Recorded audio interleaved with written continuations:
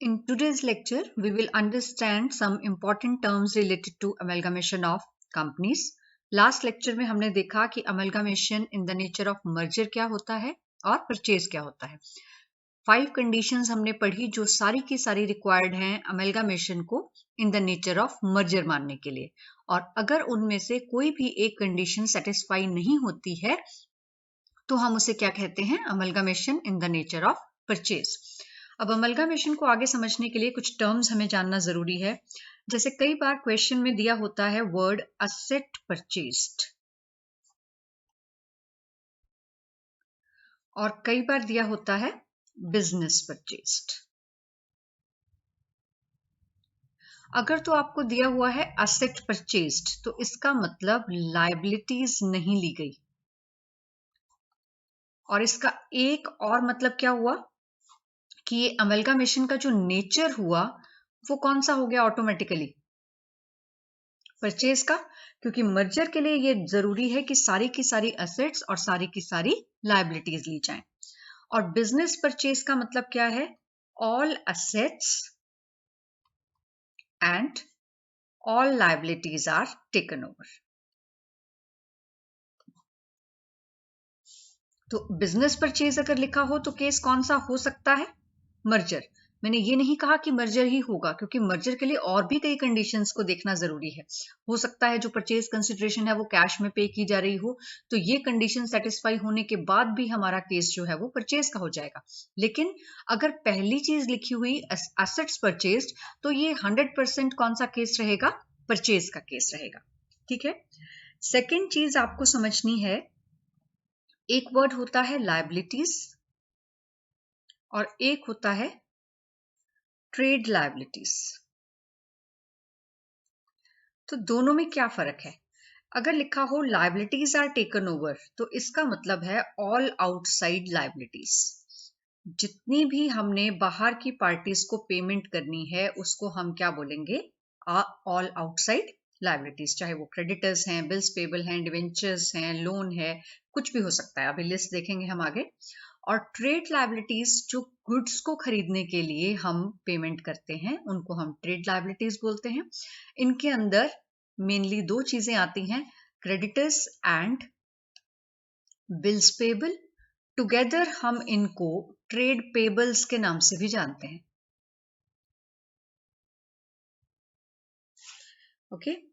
इसके बाद नेक्स्ट आता है हमारे पास एक्यूमुलेटेड प्रॉफिट्स एंड रिजर्व्स. जितने भी हमारे प्रॉफिट्स और रिजर्व्स होते हैं, general reserve, revenue reserve and all, अभी लिस्ट हम देखते हैं, ये सभी के सभी किसके लिए होते हैं? इक्विटी शेयर होल्डर्स के लिए. जो भी शेयर होल्डर्स को मिलते हैं प्रॉफिट्स जिसमें कंपनी के शेयर होल्डर्स का हिस्सा होता है, उन सबको हम बोलते हैं एक्यूमुलेटेड प्रॉफिट्स एंड रिजर्व्स, जो कि अमलगामेशन के टाइम पर जो कंपनी बंद हो रही होती है उसके सारे रिजर्व्स शेयर होल्डर्स के अकाउंट में ट्रांसफर करने होते हैं. तो इनके अंदर हमारे पास मेनली जो आते हैं वो हैं general reserve, revenue reserve, dividend equalisation reserve. Dividend equalisation reserve क्या होता है? एक कंपनी जो है वो एक रिजर्व बनाकर रखती है इस नाम से, ताकि किसी साल अगर प्रॉफिट्स सही से ना हो और हम डिविडेंड नहीं दे पाए तो हम इस रिजर्व में से अमाउंट निकाल के डिविडेंड दे दें, ताकि कंपनी का अगर मान लीजिए एक रेट चला आ रहा है कि कंपनी 10% के रेट से डिविडेंड देती है, किसी साल कंपनी के पास प्रॉफिट्स नहीं है और वो 8% डिविडेंड देने की स्थिति में है, तो वो इस रिजर्व में से पैसा निकालकर अपने 8% को 10% पे ले आए, तो उसकी एक रेपुटेशन जो बनी हुई है कि वो 10% ही देती है वो बनी रहेगी. सो दे यूज डिविडेंड इक्विलाइजेशन रिजर्व. एक रिजर्व होता है हमारा इंश्योरेंस फंड के नाम से. इंश्योरेंस फंड कुछ कंपनीज बना के रखती हैं, बजाय कि मार्केट से इंश्योरेंस करवाने के और उनको इंश्योरेंस प्रीमियम देने के, वो एक अमाउंट फंड में डालती हैं और उसका नाम रखती हैं इंश्योरेंस फंड, कि इन केस ऑफ इमरजेंसी हम यहां से पैसा यूज कर लेंगे बजाय कि हम बाहर से इंश्योरेंस करवाएं. इंश्योरेंस फंड की कैटेगरी में ही दो और फंड आते हैं जो बहुत इंपॉर्टेंट हैं, that is workman compensation fund and one is workman accident fund. ये भी लगभग इंश्योरेंस की कैटेगरी के ही हैं। हम वर्कर को कोई चोट लग जाए, उनका एक्सीडेंट हो जाए, उनको कॉम्पनसेट करना हो, उसके लिए हम ये एक फंड बना के रखते हैं ताकि इन केस ऑफ इमरजेंसी अगर पैसे की जरूरत हो तो वो यहां से निकाला जा सके। So these are reserves. अगर एक्यूमुलेटेड प्रॉफिट्स की जगह एक्यूमुलेटेड लॉसेस दिए हुए हों तो वो जैसे प्रॉफिट्स के हकदार शेयर होल्डर्स हैं, वैसे ही लॉसेस के हकदार भी शेयर होल्डर्स हैं, उन्हीं को बियर करना पड़ेगा। तो ये भी हम शेयर होल्डर के अकाउंट में ट्रांसफर करते हैं। जितनी भी लायबिलिटीज और ट्रेड लायबिलिटीज जो भी वो टेक ओवर करेगा या असेट्स वो टेक ओवर करेगा, वो जाएंगी रियलाइजेशन अकाउंट में, जहां से हम देखेंगे कि क्या मिला और क्या बटा। और जो रिजर्व्स हैं, जो लॉसेस हैं, वो कहाँ जाएंगे? वो शेयर होल्डर्स के अकाउंट में जाएंगे। एक इसके अलावा एक और चीज होती है, वो होते हैं प्रोविजंस। प्रोविजंस का क्या करते हैं हम? जैसे मान लीजिए कोई डेप्रिसिएशन का प्रोविजन है, तो अगर उसने असेट टेक ओवर की है और हम उस असेट को रियलाइजेशन में डाल रहे हैं तो डेप्रिसिएशन को भी रियलाइजेशन में डालेंगे। और अगर उसने असेट वो ली नहीं है तो उसका जो प्रोविजन है वो भी रियलाइजेशन में नहीं जाएगा। हम एक लिस्ट देखते हैं, ये देखिए यहां मैंने एक लिस्ट पेस्ट करके रखी है। एक कॉलम है ट्रेड लायबिलिटीज, दूसरा कॉलम है लायबिलिटीज, तीसरा कॉलम है एक्यूमुलेटेड प्रॉफिट्स एंड रिजर्व्स और चौथा कॉलम है accumulated losses and provisions. Trade liabilities के अंदर हमने सिर्फ एक चीज लिखी है, वो क्या है? Trade payables. और इनमें मैंने आपको बताया कि हम दो चीजें शामिल करते हैं, क्रेडिटर्स एंड बिल्स पेबल। उसके बाद हमारे पास आती हैं लायबिलिटीज की। अगर क्वेश्चन में लिखा हो कि उसने लायबिलिटीज ले ली, तो लायबिलिटीज में क्या क्या चीजें ले सकता है वो, यानी कि अगर ऑल लायबिलिटीज हैं तो ये सभी आ जाएगा उसमें। Trade liabilities, debentures, trade payables, debentures, loan, bank overdraft, outstanding expenses, provident fund, pension fund, provision for taxation, workman profit sharing fund, workman saving bank account, staff superannuation fund, unclaimed dividend. ये सारे के सारे हमारे किस category में आते हैं? Liabilities की कैटेगरी में। एक्यूमुलेटेड प्रॉफिट्स एंड रिजर्व्स जो शेयर होल्डर के अकाउंट में जाएंगे, ये किस में जाने हैं? ये रियलाइजेशन अकाउंट में जाने हैं। ये भी किस में जाएंगे? रियलाइजेशन अकाउंट में जाएंगे। अगर वो ले लेता है तो ये कंडीशन है, अगर नहीं लेता तो हमें इन लायबिलिटीज को पे करना पड़ेगा, वो सिखाते हैं अभी आपको।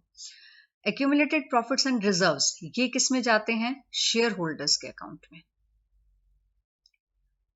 और इसके अंदर क्या क्या है?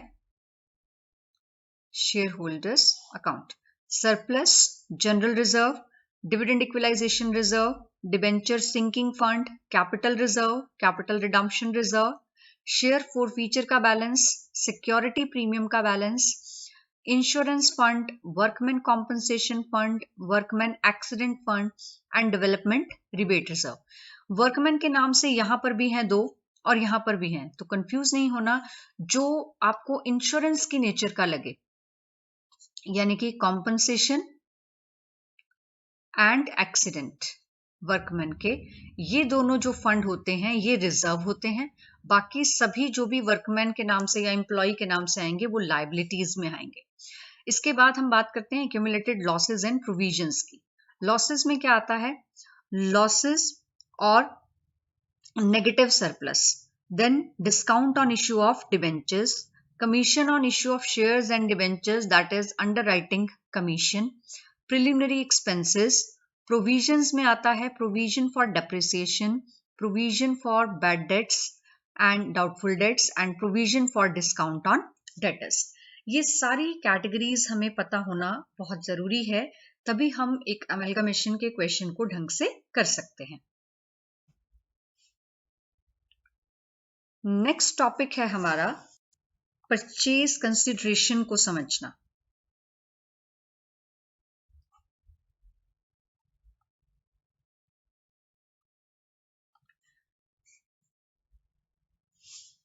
जब भी एक कंपनी दूसरी कंपनी को खरीदती है तो उसके बदले में जो पेमेंट की जाती है उस पेमेंट को हम बोलते हैं परचेज कंसिडरेशन।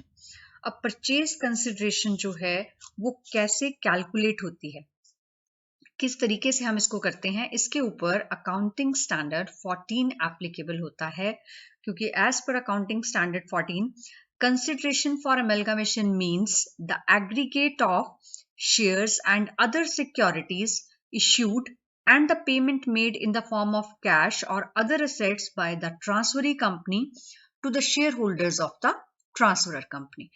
चाहे वो शेयर्स के फॉर्म में दे चाहे वो कैश के फॉर्म में दे, जो भी पेमेंट वो कर रहा है शेयर होल्डर्स को, वो क्या कहलाती है, वो परचेज कंसिडरेशन कहलाती है। अब परचेज कंसिडरेशन कैसे कैलकुलेट करते हैं, इसके मेथड्स क्या हैं? तो इसके मेथड्स में सबसे पहला मेथड आता है आपका लंप सम पेमेंट मेथड। 4 मेथड है हमारे पास। लंप सम पेमेंट मेथड का मतलब है कि एक साथ दिया जाने वाला अमाउंट। आपको क्वेश्चन में ही गिवन होगा कि मान लीजिए ये लिखा होगा कि ए कंपनी ने बी कंपनी को परचेज कर लिया और उसको परचेज करने के बदले में उसने 10 लाख रुपए दिए या 20 लाख रुपए दिए या 50 लाख रुपए दिए, तो सीधा सीधा जो अमाउंट आपको दे दिया ये क्या कहलाया जाएगा, परचेज कंसिडरेशन। सेकेंड मेथड है आपका that is net payment method. और हम हर क्वेश्चन में कोशिश ये करते हैं कि नेट पेमेंट मेथड से पहले, अगर ये दिया हुआ है फिर तो हमें कुछ करने की जरूरत नहीं, लेकिन अगर क्वेश्चन में हमें निकालना हो तो हम कोशिश करते हैं कि पहले नेट पेमेंट मेथड को यूज किया जाए। थर्ड जो मेथड है वो है नेट असेट मेथड। वो तभी यूज किया जाएगा अगर नेट पेमेंट मेथड वहां पर यूज नहीं हो पा रहा होगा। अगर मान लीजिए दोनों मेथड यूज हो रहे हैं तो भी हम कौन सा मेथड यूज करेंगे, नेट पेमेंट मेथड। और इस मेथड को समझने के लिए सबसे जरूरी है एक लाइन को समझना। वो लाइन अगर आपको ध्यान है तो आपको इसमें गलती नहीं लगेगी, और वो लाइन क्या है, what is to be paid for shares only। इस लाइन को बहुत अच्छे से आपने ध्यान में रखना है कि नेट पेमेंट मेथड का मतलब क्या है। नेट पेमेंट मेथड का मतलब है what is to be paid for shares only, कि जो भी चीज हम शेयर्स के लिए पे कर रहे हैं हमें सिर्फ वो देखनी है। शेयर होल्डर्स में कौन कौन आते हैं, equity share holders, preference share holders, reserves and surplus, सब इक्विटी का होता है। तो हम ये मान के चलते हैं कि इक्विटी शेयर होल्डर्स या प्रेफरेंस शेयर होल्डर्स को जो भी दिया जा रहा है हम अगर उसको ऐड कर देते हैं तो वो हमारे पास क्या आ जाता है, वो हमारे पास आता है नेट पेमेंट मेथड से परचेज कंसिडरेशन। तो इसका मतलब all payments made for the shareholders of the transfer company are included in this method. Such payments may be made by form of equity and preference shareholders and may be in the form of cash। हम दे कुछ भी सकते हैं लेकिन देना equity और preference को है, और इनको देने के लिए हम यूज कुछ भी कर सकते हैं। इक्विटी शेयर्स दे सकते हैं, हम प्रेफरेंस शेयर्स दे सकते हैं, हम कैश दे सकते हैं, हम डिबेंचर्स भी दे सकते हैं, हम कुछ भी दे सकते हैं। लेकिन किसके बदले में देना है ये देखने के लिए हमें सिर्फ और सिर्फ दो ही चीजें देखनी है। वो क्या, कि इक्विटी को क्या दिया और प्रेफरेंस शेयर होल्डर्स को क्या दिया। तभी यहाँ पे वर्ड लिखा है only. What is to be paid for shares only, shares के बदले में जो जो दिया है उसको ऐड कर दीजिए, और उसको ऐड करके जो अमाउंट निकलेगी वो आपकी परचेज कंसिडरेशन होगी फ्रॉम नेट पेमेंट मेथड। तीसरा आपको निकालना है net asset method. Net asset method में हम क्या करते हैं, हम लेते हैं all assets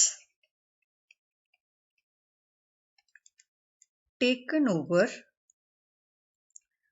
bye transferee company at N agreed value, जिस वैल्यू पे भी उसने लेने के लिए हाँ करी है, यानी कि रिवाइज्ड वैल्यू। और रिवाइज्ड वैल्यू आ गया, तो मतलब केस कौन सा हो गया? परचेज का। All assets taken over by the transferee company at N agreed value minus all liabilities जो भी उसने ली हैं taken over by the transferee company at N agreed value. जितनी भी असेट्स, ऑल सन्ड्री लिख सकते हो आप इसको, कि जितनी भी असेट्स उसने ली हैं वो सारी की सारी असेट्स हमने रिवाइज्ड वैल्यू पर लेनी है, माइनस करना है उसमें से जो भी लायबिलिटीज उसने ली हैं रिवाइज्ड वैल्यू पर, और इन दोनों का जो डिफरेंस आएगा आपका, that will be your purchase consideration. Okay, ये मेथड आपने तभी यूज करना है जब नेट पेमेंट मेथड एप्लीकेबल ना हो रहा हो, और सबसे मेन बात, अगर नेट पेमेंट मेथड यूज नहीं हो रहा होगा और नेट एसेट मेथड यूज होगा तो फॉर श्योर है कि ये कौन सा केस होगा? ये परचेज का केस होगा।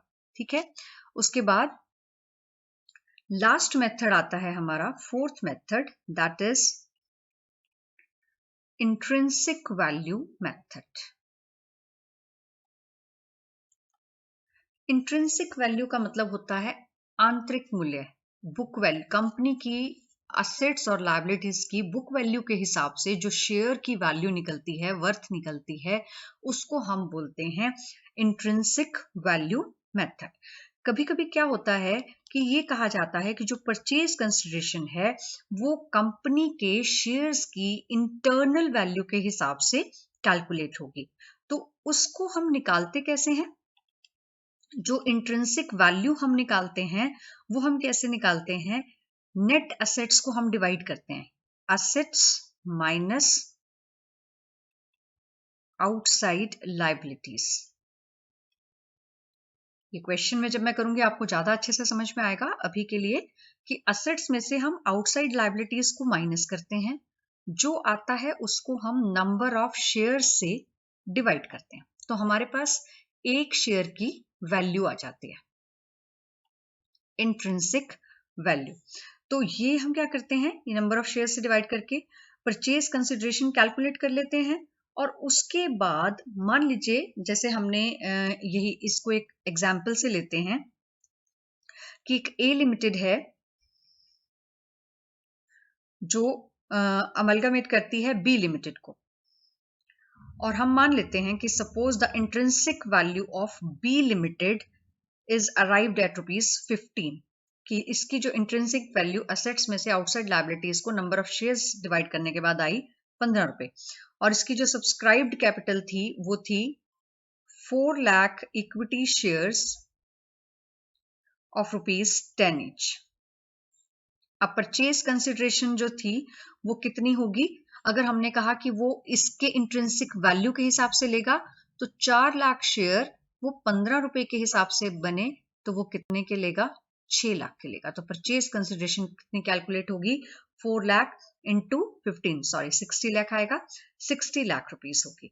और अगर if the transferee company is to discharge the purchase consideration on the basis of intrinsic value of its own shares, अगर जो परचेज कंसिडरेशन है वो अपने शेयर्स की इंट्रिंसिक वैल्यू के हिसाब से दे रहा है, the consideration divided by the intrinsic value of one share of the transferee company will give the number of shares to be allotted to the transferee company. इसका क्या मतलब हुआ कि अगर मान लो कि इस केस में ए की जो शेयर हैं वो होते ₹20 के, कौन सी? इंट्रिंसिक वैल्यू इसी केस में, और बी की इंट्रिंसिक वैल्यू कितनी थी? 15, ठीक है, और 15 के हिसाब से हमने देखा कि उसके कितनी वैल्यू बन रही थी? 60 लाख। तो अब अगर ये वाली कंपनी ए कंपनी है, वो ए कंपनी 4 लाख शेयर ₹15 के हिसाब से 60 लाख के नहीं देगी, वो इस 60 लाख को डिवाइड करेगी 20 से, और नंबर ऑफ शेयर्स कितने आ जाएंगे? 3 लाख। तो इसका मतलब ए लिमिटेड कंपनी 3 लाख शेयर देगी, और परचेज कंसिडरेशन उतनी की उतनी ही है, 60 लाख, लेकिन वो अपनी इंटरनल वैल्यू के हिसाब से दे रही है, बी लिमिटेड की इंटरनल वैल्यू के हिसाब से नहीं दे रही। इसको क्वेश्चन में जब करेंगे then you will get more clarity on this. So I think otherwise आपको समझ में आ गया कि परचेज कंसिडरेशन के मेथड्स क्या क्या है।